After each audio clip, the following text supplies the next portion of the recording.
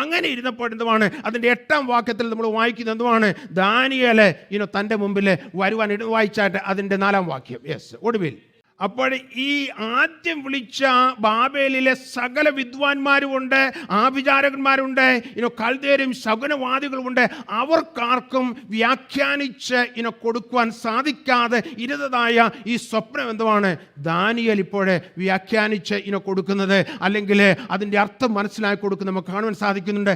അങ്ങനെ താൻ ഇരുന്നപ്പോഴാണ് നമ്മുടെ ദാനിയേൽ ഇങ്ങോട്ട് കയറി വന്നു. അദ്ദേഹത്തോട് എന്തുവാണ് ഈ സ്വപ്നത്തെക്കുറിച്ച് പറഞ്ഞു. അപ്പോൾ ആ സ്വപ്നം ഇങ്ങനെയാണ്, ആ കിടക്കയിൽ വെച്ച് താൻ കണ്ട ആ സ്വപ്നത്തിൻ്റെ അർത്ഥം പിന്നീട് ദാനിയേൽ മനസ്സിലാക്കി കൊടുക്കുന്ന കാണുവാൻ സാധിക്കുന്നുണ്ട്. അതിൻ്റെ 9 മുതലുള്ളതായ വാക്യം ഒന്നുകൂടെ വായിക്കാം. നമുക്ക് ഒന്നുകൂടെ വായിക്കാം 9 മുതലുള്ള വാക്യങ്ങൾ. നേരത്തെ അത് വായിച്ചു. എന്നാൽ ഈ സ്വപ്നത്തെക്കുറിച്ച് നമ്മൾ വായിക്കുമ്പോൾ ഈ വൃക്ഷം വളർന്ന് ബലപ്പെട്ടു. നമ്മൾ ഈ ബാബേൽ സാമ്രാജ്യത്തെക്കുറിച്ച് പഠിച്ചു കഴിഞ്ഞാൽ അന്നത്തെ കാലത്ത് ഏറ്റവും ശക്തമായ ഒരു സാമ്രാജ്യമായിരുന്നു. നെബൂഖദ്നേസർ രാജാവ് വളരെ പ്രബലനായ ഒരു രാജാവായിരുന്നു കാണുവാൻ സാധിക്കുന്നുണ്ട്.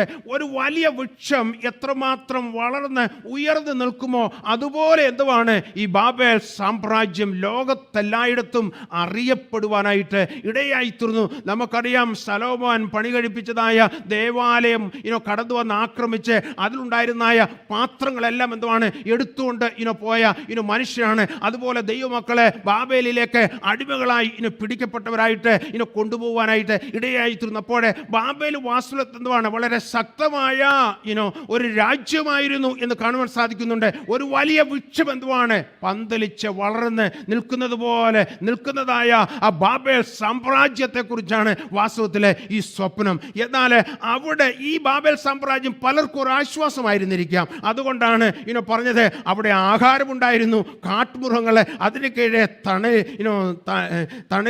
തലവണ വെച്ച് വന്നു, ആകാശത്തിലെ പക്ഷികൾ അതിൻ്റെ കൊമ്പുകളിൽ വസിച്ചു, സകല ജഡവും അതുകൊണ്ട് ഉപജീവനം കഴിച്ചു പോകുന്നു.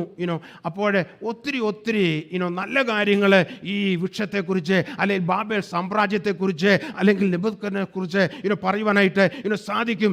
എന്നാൽ ഇപ്പോഴെന്തുവാണ്, സ്വർഗത്തിൽ നിന്ന് എന്തുവാണ് ഇറങ്ങി വരുന്നതായ ഒരു ദൂതനെ ഈ നെബൂഖദ്നേസർ കാണുകയാണ്.